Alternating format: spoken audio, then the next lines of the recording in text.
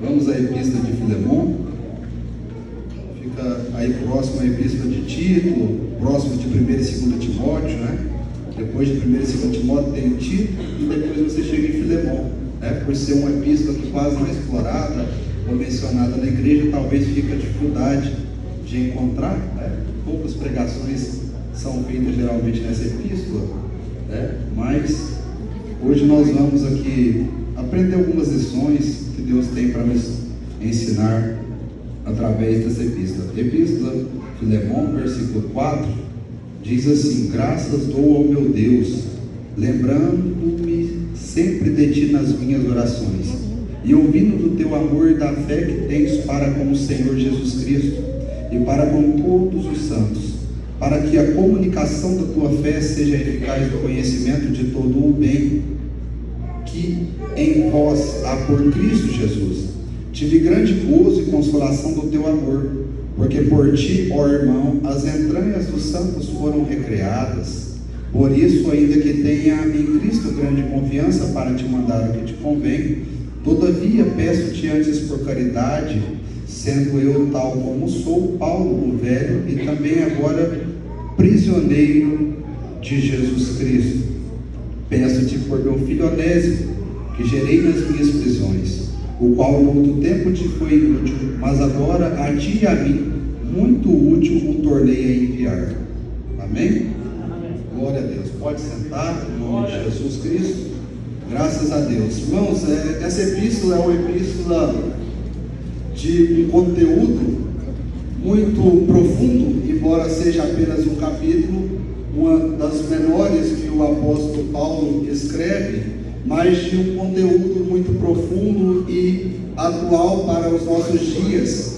Ela talvez entre um dos assuntos que seja mais desconfortáveis de se falar ou de se ministrar.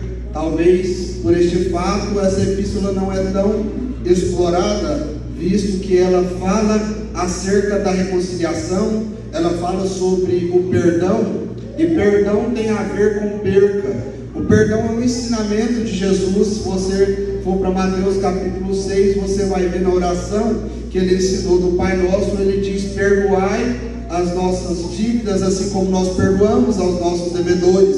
Se você observar Cristo também em João capítulo 8, naquela mulher adúltera, onde as pessoas estavam com as pedras nas mãos para apedrejá-la devido ao seu pecado, Jesus a perdoou. Então a tônica do Evangelho, ela está firmada no perdão. Se você for para João capítulo 4, aquela mulher samaritana no poço de Jacó, você vai ver que Jesus trouxe perdão para uma mulher que teve 5 relacionamentos, e o que estava tendo também não era um relacionamento direcionado ou guiado por Deus. Evangelho é perdão. Então essa epístola trata sobre o perdão, trata sobre a reconciliação. É um assunto um pouco indigesto.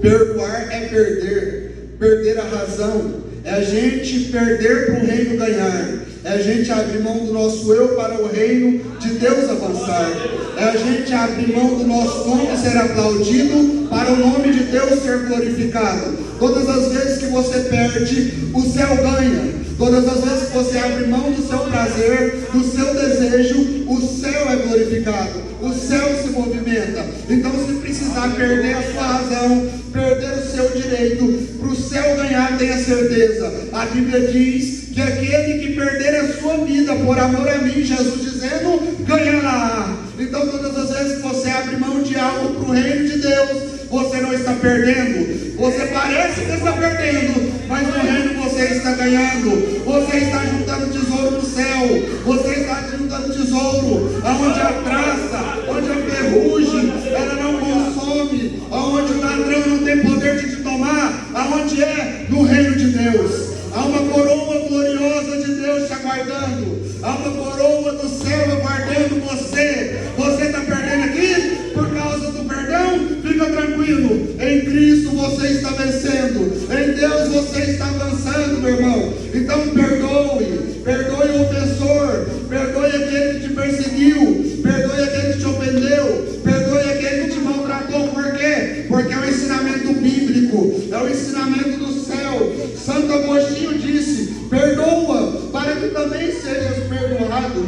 São Basílio Marinho disse: quem guarda rancor fecha a porta da misericórdia para si mesmo. São João Crisóstomo disse: nada nos torna tão semelhantes a Deus quanto estarmos sempre prontos a perdoar. Certo escritor disse: se alguém lhe ofender, um homem mau lhe ofender, perdoe-lhe logo, para que não haja dois homens maus. O perdão liberta nossa alma da prisão. O perdão nos liberta. O perdão, ele é poderoso, irmão. Por isso nós precisamos perdoar. O perdão é um ensinamento das Escrituras. E essa epístola vai nos ensinar o quanto devemos perdoar. Porque Paulo está direcionando esta carta a um homem convertido, a um homem que Paulo o evangelizou, o discipulou, chamado Filemon. Aí você vai estudar a história, você vai ver quem é Filemon. Era um homem de uma situação financeira boa, poder aquisitivo bom. Naquela época, como não tinha tantas igrejas, tantas sinagogas, tantos lugares para cultuar a Deus, este homem chamado Filemon tinha uma igreja na sua casa. A sua casa se transformou o ambiente do culto. Porque se para alguns a casa é um lugar do pecado secreto, para Filemon não, é um lugar de levantar altar. Sua casa é altar. O seu leito não pode ter mácula. O leito é um lugar do altar do Senhor. Leito está dizendo de cama, está dizendo do lugar secreto. Então, enquanto muitos usam o lugar do secreto para pecar, para falhar, Filemon não. Na sua igreja é o lugar do culto. A sua casa é o lugar do culto. Na sua casa é o lugar da adoração. Como nos nossos tempos nós precisamos resgatar isso. Cultos nos lares, cultos em famílias, onde os pais se sentavam à mesa para ensinar os filhos acerca das Escrituras, acerca da vida, falando das dificuldades, das tribulações, ensinando que a vida tem sim seus espinhos, mas para aqueles que esperam no Senhor, eles são como o monte de Sião, que não se abala, mas que permanece para sempre. O crente, a tempestade vem, a dificuldade vem, mas ele é como um monte que enfrenta a tempestade, que enfrenta lutas, que enfrenta o sol escaldante, mas permanece lá firme. E quem passa diz: ali tem um monte edificado, ali tem um monte, ali tem algo de Deus. O crente que espera no Senhor é assim, edificado na rocha. A sua casa é o ambiente do culto. Na sua casa tinha uma igreja.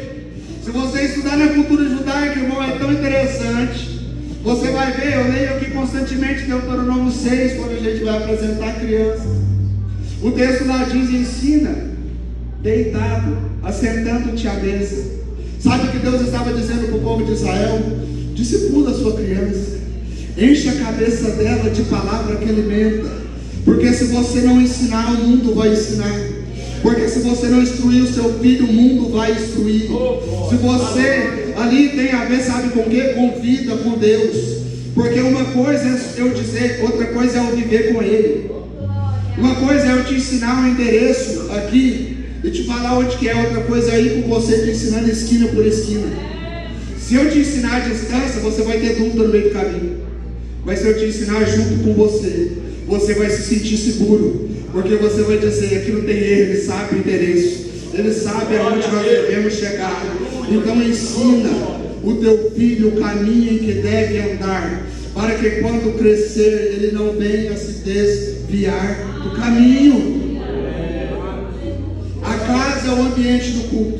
Eu vou falar os ambientes de casa onde houveram milagres. Lucas capítulo 19, versículo 9. Houve o milagre da salvação na casa de Zaqueu.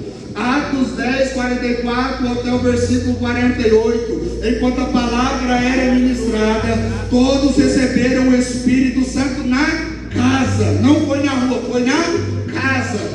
Marcos capítulo 5, versículo 21, 43. A filha de Jairo ressuscitou. Não foi no meio da multidão, foi na casa. Marcos capítulo 1, versículo 29 ao 31. Jesus curou a sogra de Pedro de uma febre na casa. Eu não sei se você está entendendo, mas Jesus faz milagre na casa. Eu não sei se você entendeu. A sua casa pode ser um ambiente que vai mudar a sua história, que vai gerar o maior testemunho da sua vida, que vai impactar gerações, que vai impactar multidões. A sua casa é o lugar da adoração. Oh, meu Deus, aleluia. Ambientes mudados pela presença de Deus. Na casa, Filemão entendeu que a casa é o ambiente da adoração.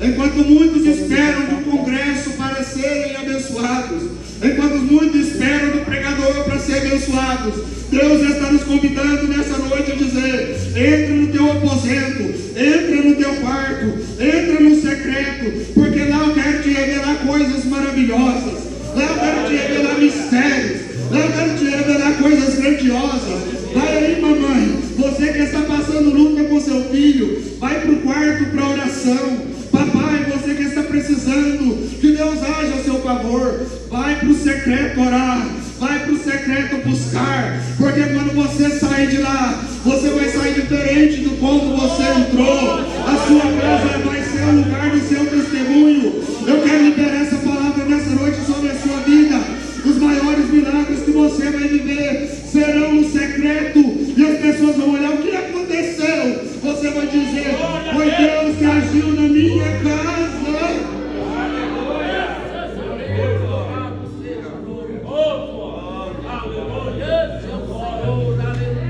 Nós estamos falando de um homem de boa, que tem uma finança boa, podia dizer, é um conforto, a estabilidade financeira. Não tem luta, não tem problema, aleluia. Porque a gente acha que os maiores problemas estão atrelados somente a dinheiro. Nem sempre, cada um tem sua luta. Mas tem uma coisa, nós precisamos aprender que Filemão, apesar de ter uma boa condição, o seu coração não está nisso. Porque a gente acha que pode ser humilde só quem é pobre. Não. Filemão é um homem que tem uma condição boa, mas não perdeu a humildade. Porque quem sabe de onde Deus lhe tirou, não esquece que o maior lugar para se estar é aos pés do Calvário. O melhor lugar para se estar é aos pés de Jesus.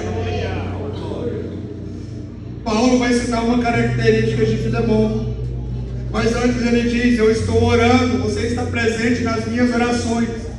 Paulo, irmão, é um tipo de amigo que a gente precisa ter. Alguém que mesmo distante lembra da gente na oração. É alguém que deseja o bem para o outro. É alguém que está preocupado com a situação do outro. Paulo orava por Filemão. Por quê? Porque ele entendia o poder da oração. Mas ele vai dizer, ele vai testemunhar acerca da forma amorosa e fraterna que Filemão tinha para com os irmãos. Filemão manifestava o amor. Essa é uma característica de discípulo. Amar. Por quê? Porque amar não é o buscar os meus próprios interesses, é o me sacrificar em benefício de outro. Jesus amou e ele se entregou. Esperando algo em troca? Não, porque um verdadeiro amor ele não espera algo em troca. Quando você ama, você faz, independente se você vai ser ou não reconhecido. Quando você ama, você faz, independente se você vai ser ou não visto. Porque amor é o dar sem esperar em troca. Amar é entrega. A entrega de Filemão atrai aos irmãos que estão em Colossos. Porque Filemão estava em Colossos, ali onde foi fundada a igreja. Você já leu provavelmente a Epístola aos Colossenses. E essa igreja foi fundamentada ali na casa de Filemão. E o amor que Filemão tinha para com seus irmãos estava contagiando a comunidade. Amor é uma característica do discípulo de Cristo. O amor, ele atrai pessoas. É bom ou não é estar perto de uma pessoa amável? Pessoas que têm afeto, pessoas que têm amor para oferecer. É bom ou não estar perto de pessoas assim? Jesus disse: amai-vos uns aos outros como eu vos. Este é o mandamento. A Bíblia diz: agora, pois, permanece a fé, a esperança e o amor. O maior deles é a fé? O maior deles é a esperança? O maior deles é o... Paulo disse: ainda que eu tivesse todos os dons, falasse a língua dos anjos, dos homens, e não tivesse, tem sentido. A base é o amor. E Filemão amava. Filemão amava a ponto de que contagiava os irmãos que estavam ao seu redor. Se somos discípulos de Cristo, precisamos ser amáveis. Precisamos que as pessoas se sintam bem ao nosso redor. O amor que Filemão tinha para com seus irmãos era tão grande que atraía as pessoas para próximo de si. E se estamos no culto da palavra, no culto de ensino, como crentes, nós precisamos ser amáveis. Muitas vezes, alguns de nossos irmãos, não compreendendo a revelação do amor e da graça de Cristo, esquecem que o amor é mais do que um sentimento, é um mandamento. Nós precisamos aprender a amar. E amar é aquele tribulado que você pensou nele agora. É naquela tribulação que você pensou agora, não é fácil. Porque a Bíblia diz: qual sentido tem você chamar alguém para sentar na mesa para você, uma pessoa que pode te retribuir? Não tem sentido. Biblicamente, a gente precisa ajudar quem não tem condição de retribuir. Às vezes a gente chama para jantar, para comer algo, alguém que pode nos retribuir com alguma coisa, irmão. A gente chama para estar na mesa, às vezes, alguém que pode nos pagar bem dobro o bem que estamos em fazer. Mas biblicamente, a gente precisa chamar alguém que nunca talvez vai ter condição de retribuir aquilo que fazemos por ele. Sabe quem fez isso por nós? Jesus. Tudo que nós fizermos aqui não vai dar para retribuir o que ele fez por nós. Se nós gastarmos a nossa vida inteira, o Evangelho não é suficiente para retribuir a entrega de Cristo por nós. Então o Evangelho é isso. Filemão era um homem amável e esse amor atraía o pecador. Amar é isso. É você dar a alguém que não tem condição de te retribuir. E Filemão, ele tinha um escravo. Eu vou correr aqui porque o tempo não vai dar. Chamado Onésimo. Este escravo, ele saiu devendo. O texto não fala a forma que ele saiu, o que ele fez, se ele saqueou algo. Mas o fato é que ele saiu sem a bênção do seu senhor, que era Filemão. Naquele contexto, alguém tornaria-se escravo quando alguém da família devia algo. Eles pegavam os filhos, quando os pais deviam, e os levavam para esse viradinho. Outra ocasião acontecia quando os inimigos venciam o adversário. Eles pegavam as crianças e os levavam como escravos, e eles ficavam sob domínio do seu senhor.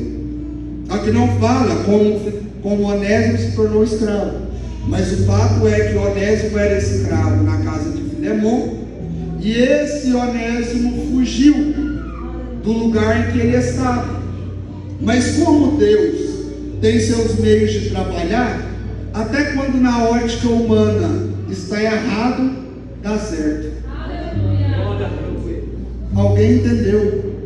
Tem coisa na sua vida, irmão, que era para dar errado, mas sabe por que deu certo? Porque Deus entrou com graça, misericórdia, poder, glória e abençoou a sua vida. Tem relacionamentos que você entrou, não era para dar certo, você não consultou a Deus, mas aí Deus disse: como eu sou Deus de mistério, vou abençoar. O que era para dar errado, vou fazer dar certo, vai virar testemunho, e no meu nome será glorificado nessa família.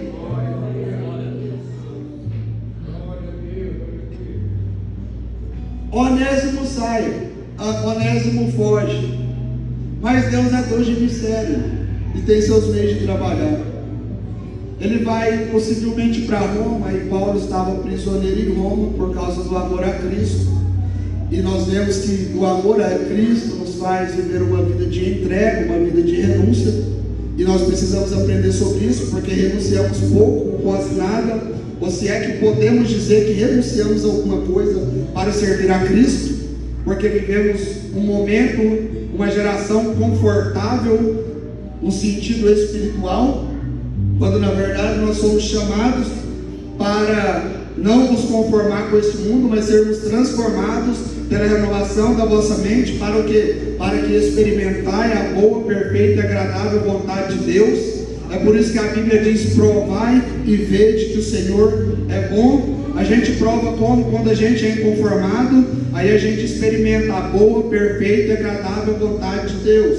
Como Paulo não era conformado, ele estava pregando, ele estava evangelizando, sofreu perseguição, estava preso em Roma, mas não preso no sentido espiritual, preso nas cadeias, mas espiritualmente ele continuava livre, ele continuava buscando, ele continuava escrevendo. E quando a gente dá desculpa, quando corta o microfone, quando tira a gente do altar, Paulo está preso, dando uma aula para a igreja e dizendo: estou preso, mas estou pregando. Estou preso, mas estou edificando. Estou preso, mas estou evangelizando. Meu irmão, Deus te usa onde você estiver. Se você quer ser um canal de bênção, você pode estar no mais miserável lugar. Deus vai pôr uma mão lá para você orar, para você pregar, para você estender a mão. Mas sem fazer a obra, você não fica.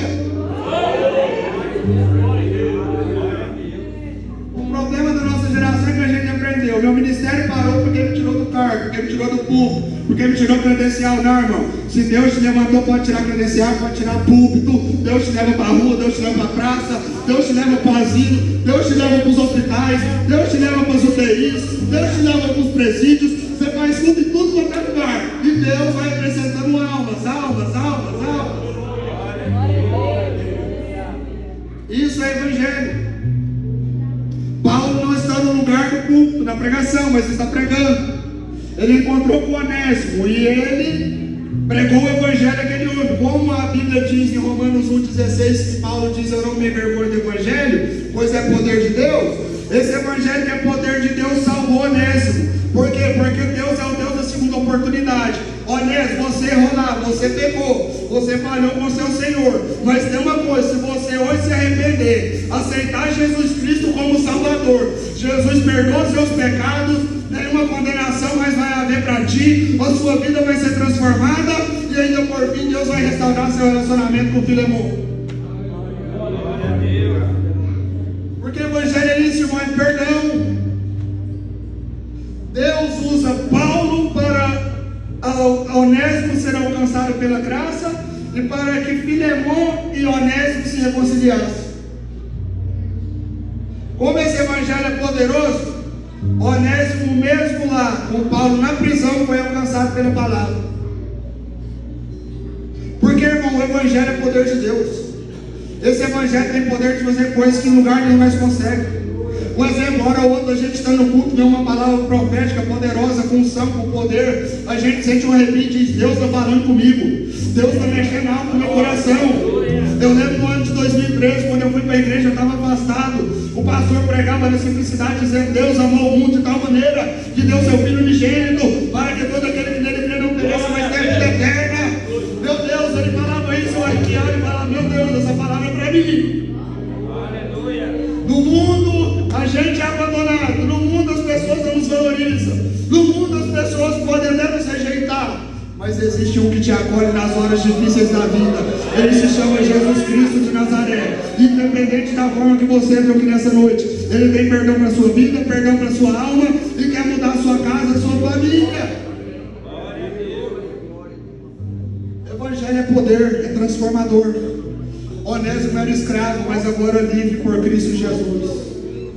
O Evangelho é tão poderoso que ele tem poder para tirar toda discriminação, todas as questões sociais e conseguir introduzir o homem à sociedade. Esse Evangelho é tão poderoso que pega um homem escravo, alcança ele, transforma a mentalidade dele para ele viver uma nova história. Então, logo se somos salvos, logo se somos crentes, se fomos alcançados por esse Evangelho, precisamos ser transformados. Evangelho traz mudança de mentalidade. Por quê? Porque antes do Evangelho eu estava condenado, mas depois do Evangelho eu sei que eu sou livre pela graça e pelo perdão de Cristo Jesus.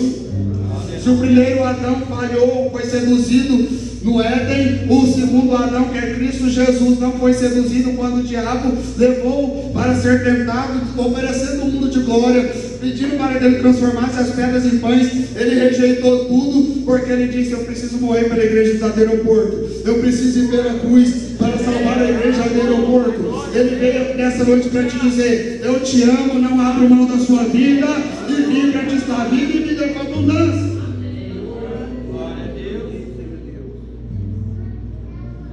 Glória a Deus. Aí,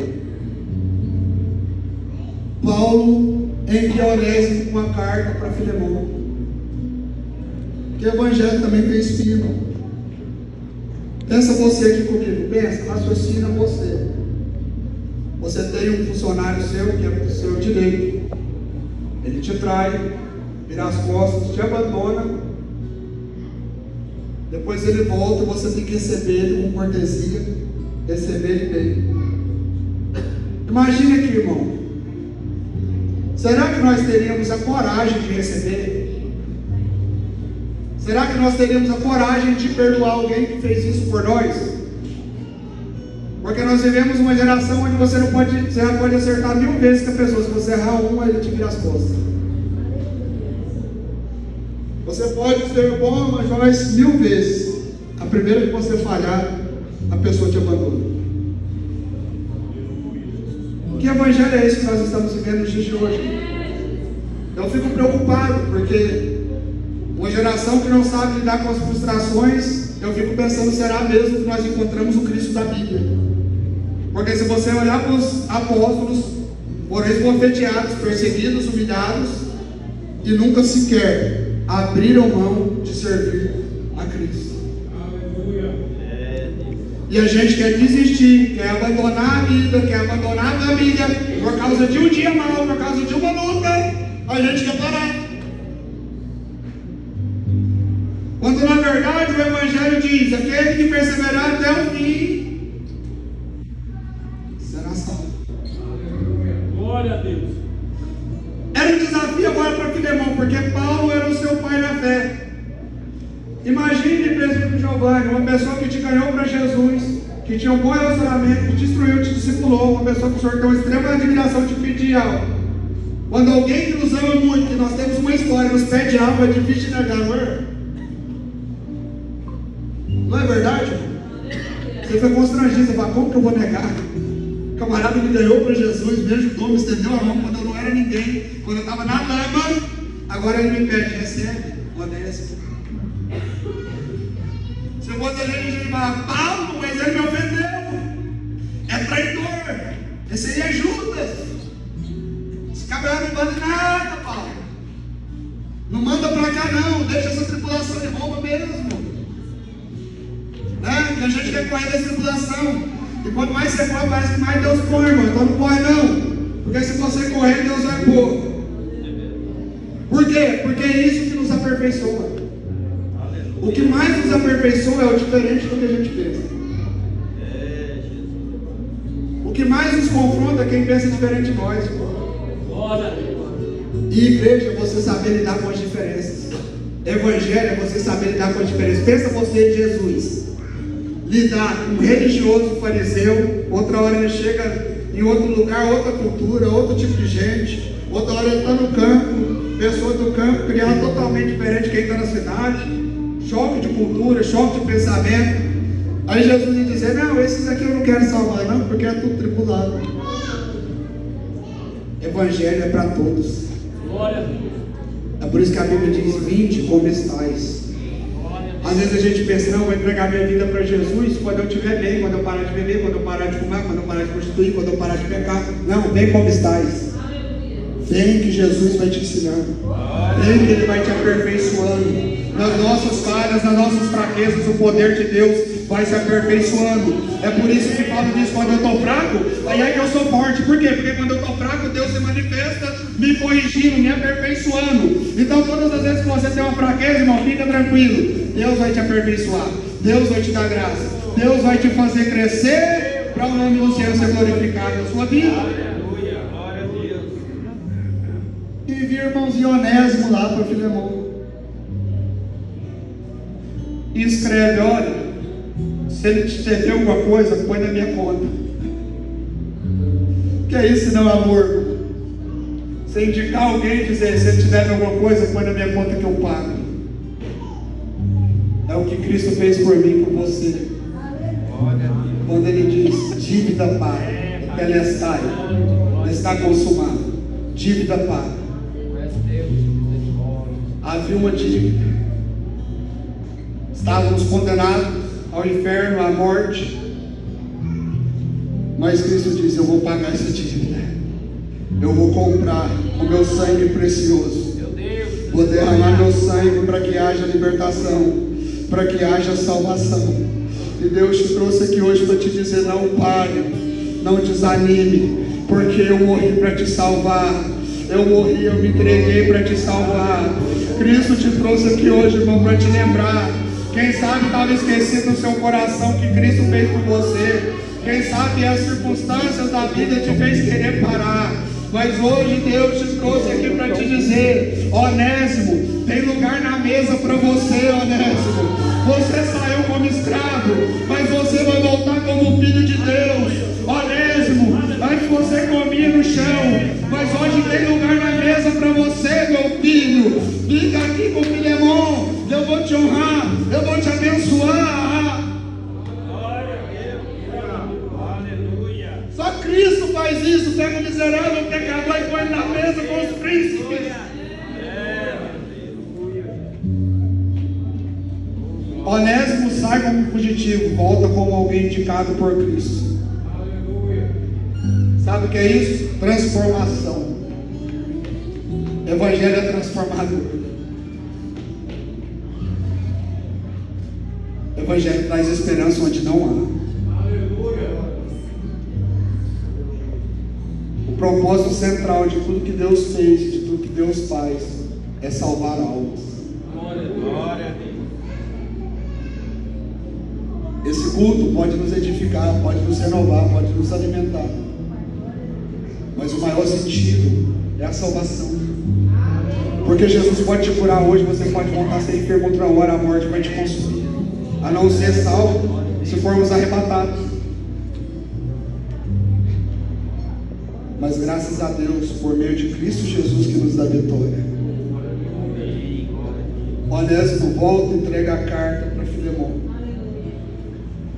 Sabe o que isso aponta? Aponta para a reconciliação.